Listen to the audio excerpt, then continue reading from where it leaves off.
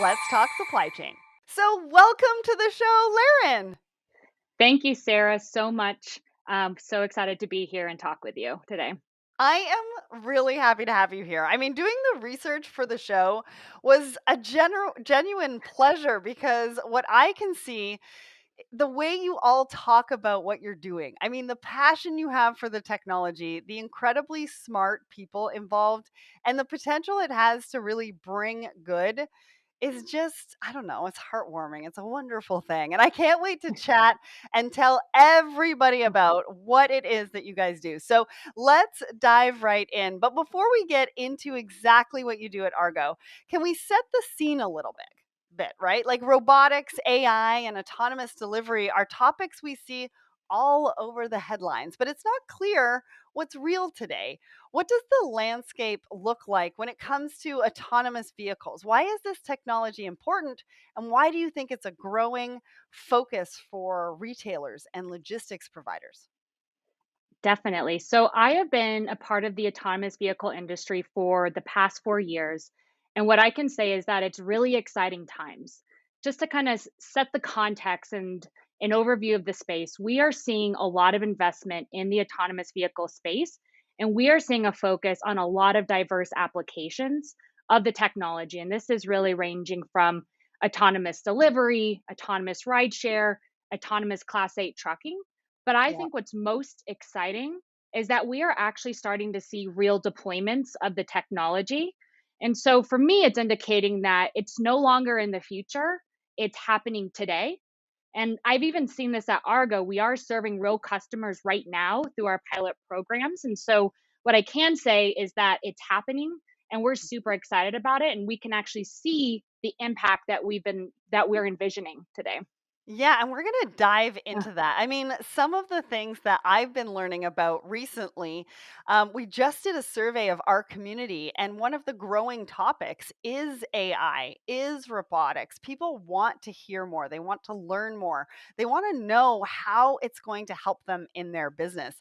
The other really interesting thing was that I heard that Amazon just got a patent for a warehouse in the sky, which is going to Wow. be, there's going to be deliveries through drones and things like that. So, with a patent being issued in that regard, I mean, things really are happening. And I think it's a really important time to be talking about this topic.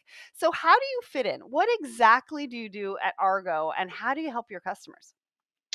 Definitely. So, um, I can talk a little bit about who Argo is and then jump into my background and just set a little bit of context. So, Argo as a company, we've really had a focus on building a scalable autonomy business. And so we actually call our core product the Argo Autonomy Platform. And what Mm, that does, it enables our partners to operate autonomous vehicle fleets for goods delivery and rideshare. And so, why I think it's really exciting right now at Argo is right now we are testing in 8 cities, both in the US and Europe. But more importantly, we've built a product that is really flexible for different vehicle form factors and applications. So, right now we are looking at that goods delivery and people moving applications. So, for me, what's really exciting is that Argo is really in a place right now where we are bringing together that technology, the operational footprint, and all of our commercial partners to really build a scalable autonomy business that does have the potential to serve really a broad array of customer needs. But specifically, how I fit into this really exciting vision is that I head up strategic partnerships at Argo. And so ultimately, what my team is responsible for is really driving Argo's go to market strategy through those first of kind partnerships for commercial goods delivery. And so we have seen it to be a really collaborative process with our customers, creating relationships that drive mutual benefits for both of us, and then ultimately thinking about how we can future proof their businesses. I love that. I mean, everybody who listens to this show, I think I say it way too many times, but collaboration is the future of business. And it sounds It like is. you're putting a focus on collaboration first, right? It's all about partners, it's all about us working together to solve for these complex problems that can be, easily and innovatively solved, right? Definitely. And I would say for us, in terms of the collaboration piece, for my team, it is really important that we understand our customers, their Yeah. pain points, how we address their delivery gaps, and even talking to our customers about the supply chain for middle mile and last mile. We've heard that supply chains are getting more complex. Retailers and logistics companies are opening or planning to open urban warehouses to ultimately get goods closer to their customers, Yeah. which then creates new delivery routes when there's already a driver shortage. And so for me, that collaboration with customers is essential so we can actually think about the future for supply chain and delivery. Yeah, and the efficiency. Yes. That just gets me so excited. I've been in this industry for a very, very long time. And so, I used to type out checks on a typewriter, and not that that has anything to do with autonomous vehicles, but just to show you how far we've come in technology world in logistics and supply chain. It gets me so excited thinking about the efficiency that it brings to what we're doing. It means that we can bring jobs back. It means that, we can equip our people and our warehouses with the right equipment to really keep things operating at an optimal level, really. And so, can you explain to us how it all works? I mean, I think you have lasers and mapping, all very complex. Can you talk us through it in layman's terms? Yes. So the simplest way that it was explained to me is breaking it down by first mapping, then sensing, then planning, and then acting. So I'll talk through each one because for me, it's Okay. really helpful to talk through it. So, in terms of mapping, we have maps in all of the 8 cities that we operate in today, both in the US and Europe. And so our AVs use high definition maps, which give the vehicles a really data rich picture of all of the world's roads and includes features like intersections and traffic infrastructure. Okay. So once we start with the map, then we go into sensing. So if you look at an Argo AV, you'll notice that the vehicle is equipped with all of these hardware sensors, like you mentioned earlier. We have radars, we have camera, we have LiDAR, and all of these sensors provide a 360-degree view of the vehicle's surroundings. And the reason that's really important is that we have advanced software that takes all of this great data and it allows us to sense and perceive the world around the vehicle. So we can look at things like cars, bikes, pedestrians, and scooters. In the AV world, we call this road actors. So once we sense the world, we then plan. So we want to plan where the AV should go. And so we're taking into account all of the road actors on the road. So all of the pedestrians, bicyclists, mopeds, and we are determining where the AV should go next. What is the plan? And then lastly, the AV moves, it acts. We send a signal to the AV to steer, brake, or accelerate the vehicle, all while considering all of the driving norms in each of our cities, and Mhm. also ensuring that we are doing it in a natural way so that other road users know what to expect. And so all of that is happening at once as Wow. AVs move through the world. There's so many things to think about. There's so many moving parts when it comes to it. And it's, crazy to think about that it's Yeah, all happening all at once. But this is the possibilities, right? This is it the is. innovation. This is the future of what we're looking at in logistics and supply chain. I mean, that's why we're talking about it today. But one of the key issues that I think our listeners are interested in when we talk about things like AI is our relationship with people. I mean, we can't ignore the fact that logistics and supply chain is very people oriented, right? You don't just have these cars roaming around doing their own thing like you were talking about, but you also have people in the vehicles monitoring the system performance and teams evaluating all of that data to improve the technology. What does that link between people and tech look like? And why is it important to harness the power that comes from both, working seamlessly together? Absolutely. I think this is a really important question because people and how the technology work together is so important. And I think at Argo, something that I personally really enjoy is that I often remind folks that this isn't just a robotics problem. We're Right. building a scalable autonomy business, and this requires individuals from very senior engineers to amazing finance folks. And so this is personally why I love the AV space so much. But I think how we harness the power of people in tech, one thing that I often think about and the company often thinks about, how are we designing products with people and customers in mind? Right. And so for us, our key purpose is how do we think about reimagining the human journey So we're actually designing a product that meets our customer needs, actually serves their needs, and is done so in collaboration with businesses and end users. And we do that with all of the pilots we've been running, all of our employees who are in the cars every day. And so for me personally, it's really important that, people and tech are coming together, especially in the AV space.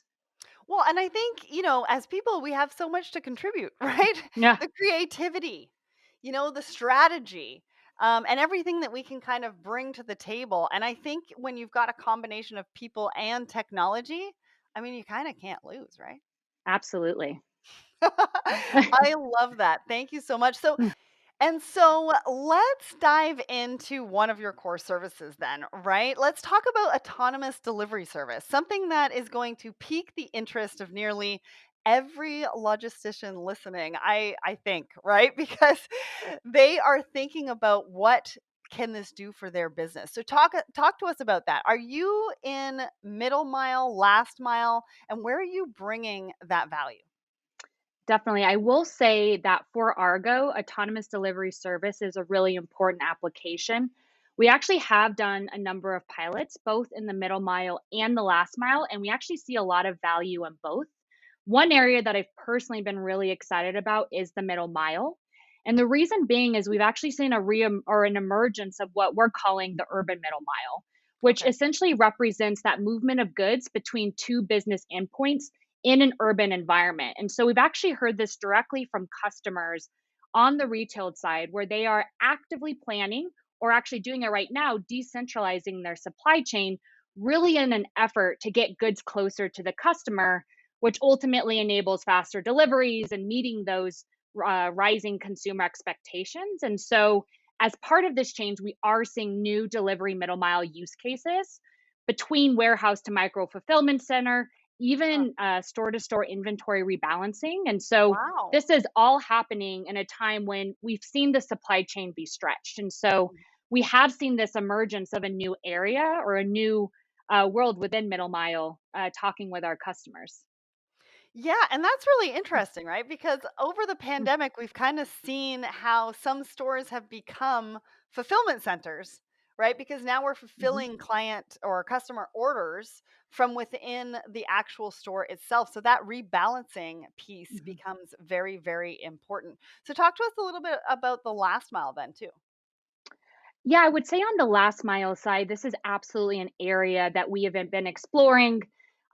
We've publicly been doing a pilot with Walmart. And so I would say, talking with customers, I've seen that having that predictability, understanding when predictability, understanding when the goods are coming has been really important for the customers that we've worked Yes. within the last mile space. And so I would say overall, the last mile and middle mile space are being revolutionized, and it's been exciting to see how AVs can fit into that in our conversations. Absolutely, absolutely. And so, what impact is that all going to have on the industry? Because we're seeing so much disruption still, right? The boom in e commerce leading to more demanding customer expectations, whilst we're still tackling issues around efficiency and trying to meet sustainability goals. It's kind of a minefield. So, how does that autonomous technology fit in? And what part does it play in streamlining the industry moving forward? Definitely. I 100% agree with you with the changing customer expectations, and customers are expecting more from Yeah. retailers. And we do see autonomous technology playing a really important role, both in those efficiency and sustainability goals of the customers we've spoken to.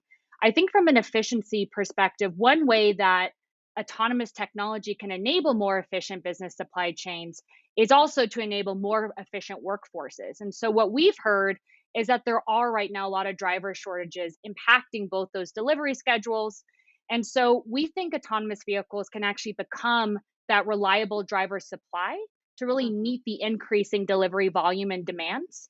Right. And then taking that even further, by automating the driver, businesses can start to repurpose some of their existing workforce for more high value and productive tasks. And so we have seen this to be really important. But I would say the thing that another point that our customers have come to us with is actually on the sustainability side. Yep. Fleet owners, especially in our businesses, care a lot about sustainability and how we can contribute to their sustainability and environmental goals. And so we have been working with our automotive partners like Ford and Volkswagen and moving towards a fully electric fleet future. So we've definitely seen AVs as a really important part of efficiency and sustainability for our businesses that we've worked with. Yeah, and everybody that we're talking to is about sustainability, right? They Hmm. all have goals, they all have targets that they have to hit.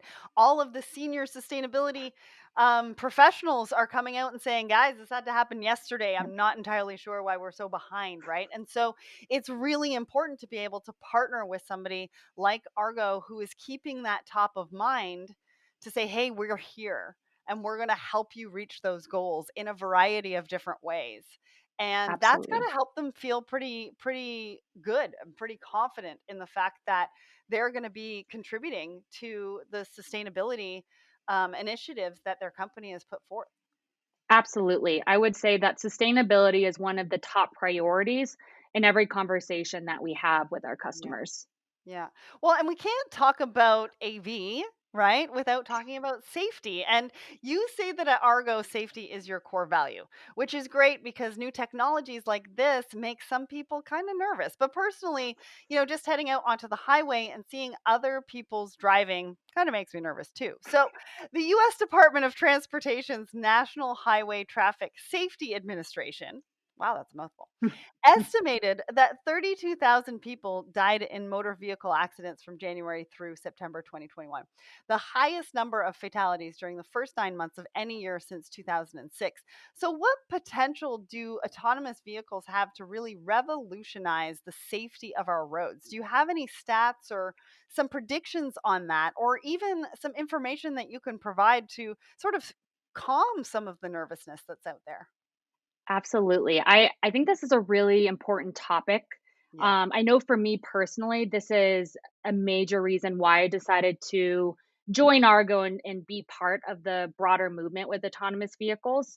I will say that for us, safety is a core reason that we did set out to develop autonomous vehicles at Argo. And I would say even at our company, the word safety is a larger meaning. It's a fundamental part of our culture because we are ultimately designing a driver that never gets tired, it never gets distracted, and it never drinks too much. And so it represents how we work each and every day. So it is part of our product development processes, our operations processes. But even more broadly than what we do within our company, one thing that we have found to be really important is actually engaging with external stakeholder groups. And so we believe it's not just, safety for all road users, but also building trust with those stakeholder groups. And one that we've in particular spent a lot of time with is the cyclist community. So we Mm, actually have worked with the League of American Bicyclists to set out and develop technical guidelines for safe interaction between cyclists and AVs. And so wow. we are looking to design a system that's going to benefit the entire community. And so I have found it, within Argo, it's part of everything that we're doing, and it's not just how we develop the technology, but also how we interact with all of the communities, community groups around us.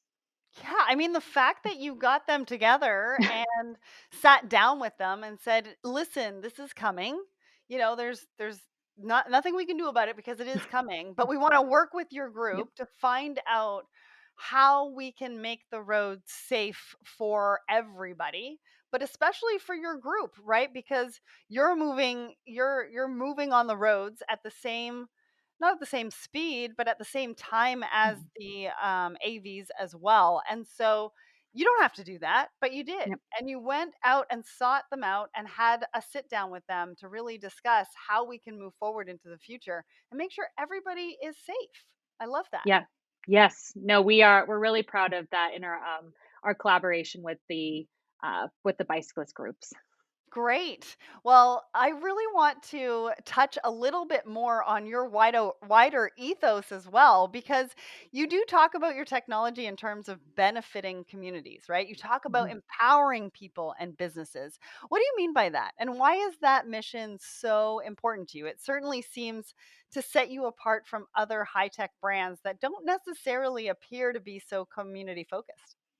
Definitely. I do think it's really important for us to be first empowering people, the consumers, and businesses. I do think from a business perspective, such as retailers, our autonomy platform does bring the promise of being able to meet those rising customer demands and providing those data insights to improve transparency, traceability, and predictability. But ultimately, it's enabling businesses to put their customers first. From a consumer perspective, we are really our goal is to provide optionality, Mm. enabling greater accessibility and ultimately providing a predictable and safe ride.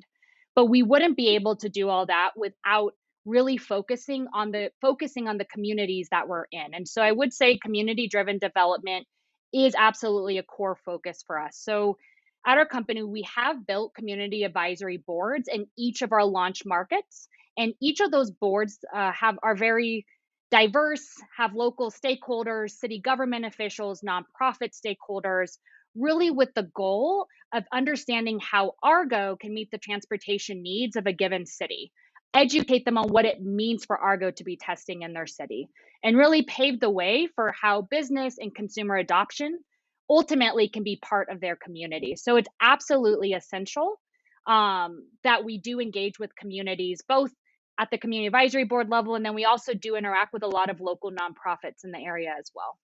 Great. And like collaboration and action really is what that comes down to. And obviously, going back to what we said about putting safety first. So, you have big name partnerships with Mhm. Walmart, Lyft. Are you best suited to enterprise companies or can you help smaller businesses? Is there a certain client profile that you like to work with? Yeah, what I'll say is that we are remaining open to all opportunities and potential customers, so both enterprises and smaller businesses. I think one thing that's great about working with enterprises and partners who do have that scale, for example, Ford and Volkswagen, we can actually drive down the cost of autonomy, which is going to enable smaller businesses to be able to take part in autonomy services. In Yeah. terms of the ideal profile, for me, it comes down to really two key factors. One, finding customers who are willing to closely collaborate with us. We want to be able to create solutions together. And then the second piece is finding a partner who is aligned to our broader mission of ultimately making the world streets safer, accessible, and useful for all. So that would be the key profile. I think one thing that's really important though, and personally what I think is so important about Argo's business model is that it is flexible. We Mm. are able to support multiple types of businesses, including small businesses, depending on what that business needs. So, for example, a large company may already have fleet management and maintenance, but a smaller business might need it. And so at Argo, what we're trying to do is making it easy, no matter what size of business you have. We're really trying to focus on what your needs are and go from there. Well, and thinking about it differently, right? Your larger partnerships, Mm, working with them to help make it more cost efficient for small to mhm. medium sized businesses. I mean, that is a mindset on its own. That's a Yeah, culture on its own. And it just goes to show the type of people, the type of mm, company that you're going to partner with when you do work with Argo. So I love that. Thank you absolutely. so much for sharing that. So paint us a picture of how you are helping your customers. What are some of the challenges that you have heard? What is the impact of your solution? Do you have any specific customer examples you can share? That would be great. I would say one thing in terms of helping customers, and we've mentioned it a few times, is that we absolutely take a collaborative approach. For some Mm, businesses, they are just starting to understand AVs and they're not sure where to start. And so, where we typically start is just listening to their pain points, cultivating those conversations, and ultimately coming up with a solution together. We have heard several pain points from our customers. One of the big ones, and we've touched on this a couple times throughout this podcast, is the rising consumer demand. mm, Consumer demand for delivery exploded during the pandemic, and we saw the pandemic actually amplify challenges in the supply chain, including shortages and labor inefficiencies. And then, in addition to that, there's increased expectations for delivery speed and predictability. And so, I've seen a lot of businesses rethink their go to market strategies, how they can get products to customers more efficiently, and also how they can enable an omni-channel experience, ensuring that the products are always where customers choose to shop. mm. And so those are a couple of the pain points we've heard. I'm happy to walk through an example actually with a customer that our team met with last week and kind of talk through, the use case and how they've been thinking about AVs. One use case that I think is really interesting, and we talked about it earlier, was the store to store rebalancing. So we're actually talking with a retailer we're collaborating with, who's very focused on this omni-channel retail experience. In other words, they want to provide a consistent experience across all of their customer touch points and ultimately enable their customer to get an item where they want it, when they want it. And Mhm. so, this new use case of like buy online, pick up in store, they want to make sure the customer can go to any store they want to go to and pick up their item. And so, right now, talking with retailers, this use case is primarily performed through ad hoc human driver moving from driving, merchandise from store to store. Right. And so we're actually thinking about, from an AV perspective, when you do need to do that store to store rebalancing, thinking about how AVs can best support this experience and how it can make it easier for a business to flex up and flex down for that store to store rebalancing use case.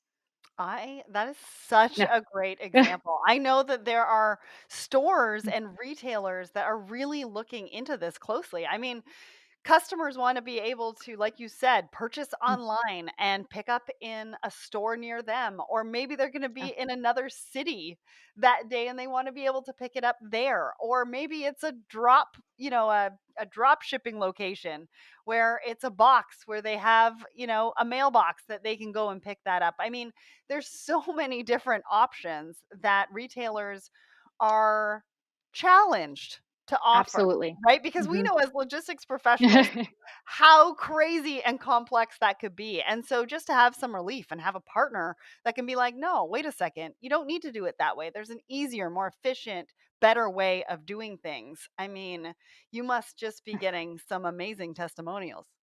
We have. It's interesting because even a year ago, this sort of use case, what didn't come out, it really, the pandemic Right. enabled these new use cases. So it's been really exciting to talk with customers. Amazing. So finally then, what does the future hold for Argo and for autonomous vehicles? Yeah, so I would say exactly where we are today. I see it really as the beginning of understanding how autonomous vehicles can reimagine mobility. Just last week, we launched driverless on public roads in Miami and Austin. We're doing Wow. all of these amazing pilots. And so, where we're headed to next, in my world, in the business world, we're going to continue to scale, get new cities, new vehicle programs, new use cases. But ultimately, what's really important is that we continue to really build those meaningful relationships with customers so that together we can come together and reimagine that human journey that ultimately we all care about in our communities. Yeah, and the future of supply chain. That was Yes. really eye-opening and so Uh, exciting. We haven't actually talked a lot about autonomous vehicles on the show, and it's a really exciting area. I mean, the potential it has to help transform supply chain is huge.